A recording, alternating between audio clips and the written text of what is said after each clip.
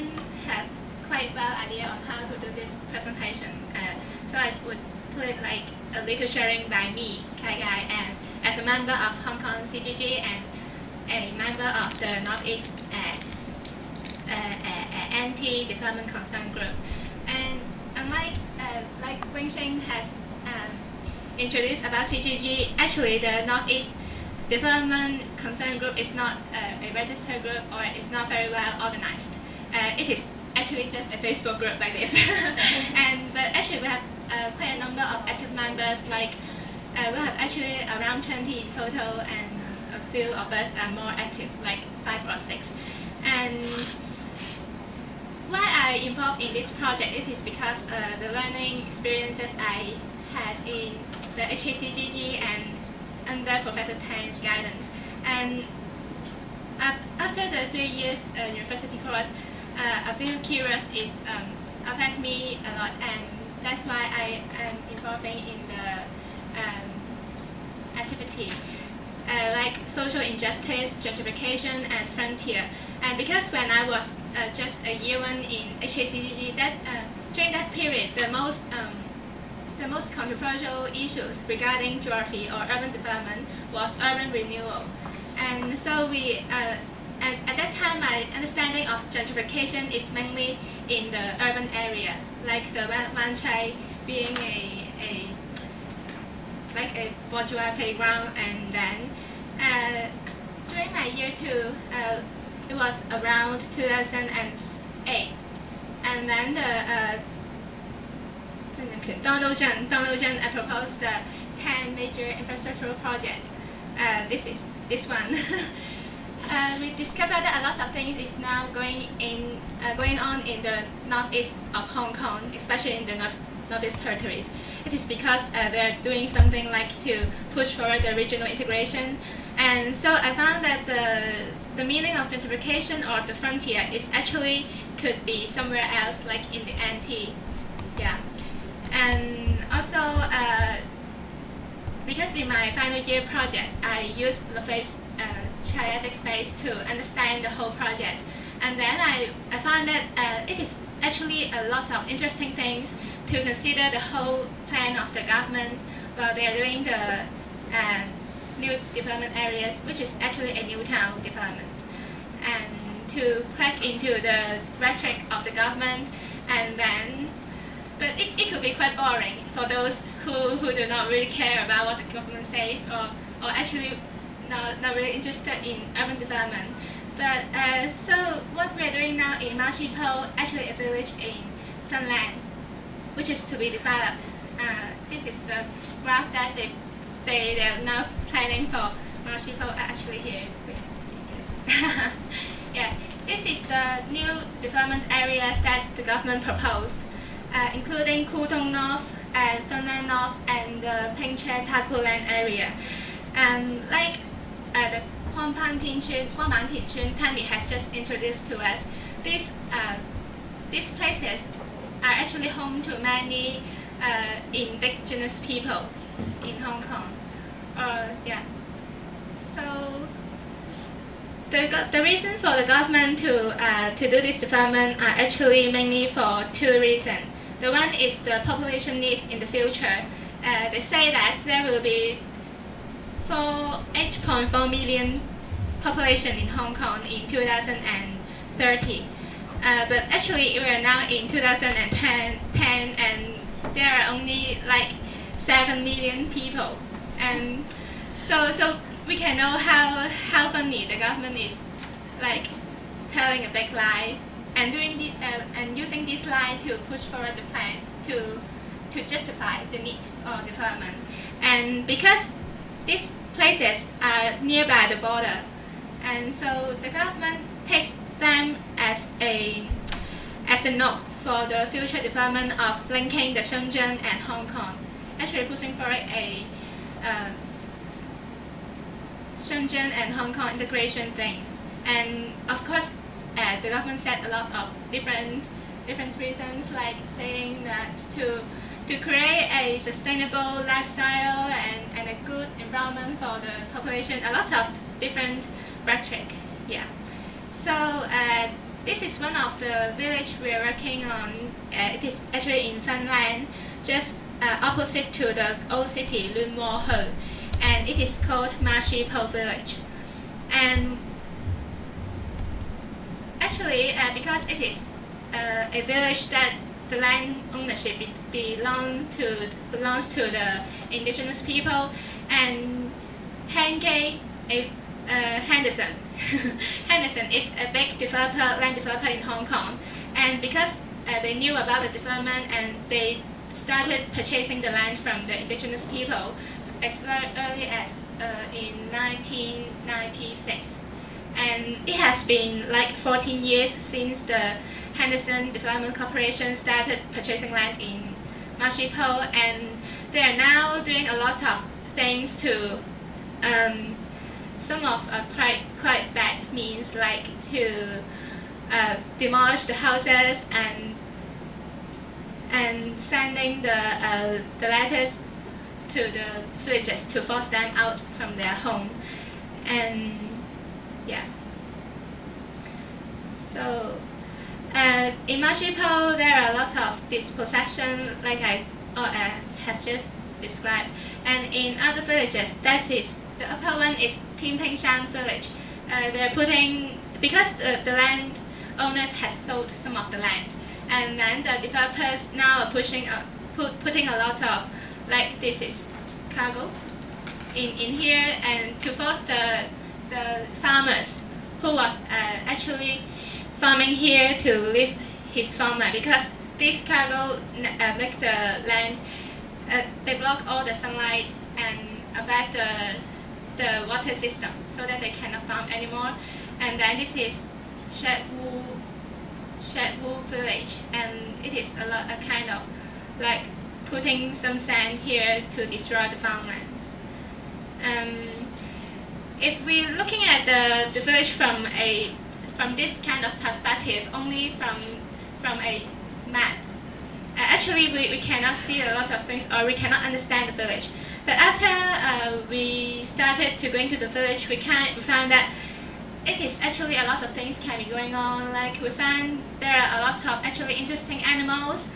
We can actually use the land to do some organic farming. And so we started and some QT villages. Yeah, and so we started doing a lot of things in the village, mainly into 5 categories. Mapopo is actually an organic farm we're doing in the village, and ecology, writings, arts and culture activities, and the village story. Because we want people to know about the village, because it is not only about something, it is not about somebody else's life or their homes. It is actually an alternate lifestyle, different from the urban in the urban area. And the whole thing that the government doing is actually trying to delete or put away all different things which cannot facilitate the capitals from growing. Because if the land remain in this farming or the government things, which is nothing's going on, then the land cannot bring in more income for both the land developers and Hong Kong government. So yeah, so actually it is this issue, the whole issue is about the distribution of wealth and social resources. So we want more people to know about it. So we hold some guided tours, not only to explain what is wrong with the government's plan, but also to introduce the stories of the village. And this is, and then we also built an organic farm, because some friends of us, which is very professional in the farming sphere, they think that actually, because the village is just opposite to some private housing in the area, so by building establishing a organic farm, we can have a more soft style to touch them, to let them know about the village. And so we are doing some different things like organic farming, which is a ground-up practice, but not just holiday farmers, not the kinds of consuming things. But yeah, doing some grounded work and some teaching of the farming class. And then we're also trying to enhance the community relations by selling the organic vegetables, because actually most of the residents in the living in just opposite to the village, which is private housing, they even do not had not heard of the village. They do not know, oh, where is Marshy Pole? They live just opposite to it, but they never try to understand or never try to care about the village. But then now because we are selling organic vegetables here, and they are living in new territories, and they actually quite care about their own health. So they will, because of the vegetables, then they will go to the village to visit it and to know about it. And we also hold some workshops on food, like teaching the people to make this very good looking cinnamon roll. And this is dragon eye. We do it in July. Many people, because some reporters from the magazines for telling about where to travel and where to find good foods. So many people in the urban area, even they do not live nearby, they will know about it. And then they come to the village to see. Actually, the dragon eye is grew in the village. And then through the workshop on even just bread, we are sending a message that the importance of local agriculture. Why do we need it? And we crack we tell some backwards of the whole industrial food production. So they will now being more understand to know why is conserving the environment is important, because it relates to our food and our body and our health.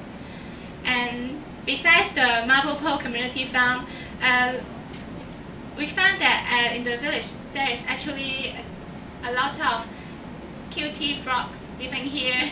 And so we have some guided tours and training courses and doing some species recording, because when the development comes, not only the villagers or us will be affected, these little frogs are affected too. So we want to, and given that the environmental impact assessment done by the government is quite problematic in these years, if we have, so we have to do it on our own, and we have to help the animals to express themselves too. And yeah, so we are doing this. And then we also have actually about the agriculture and the ecology and these arts and culture things.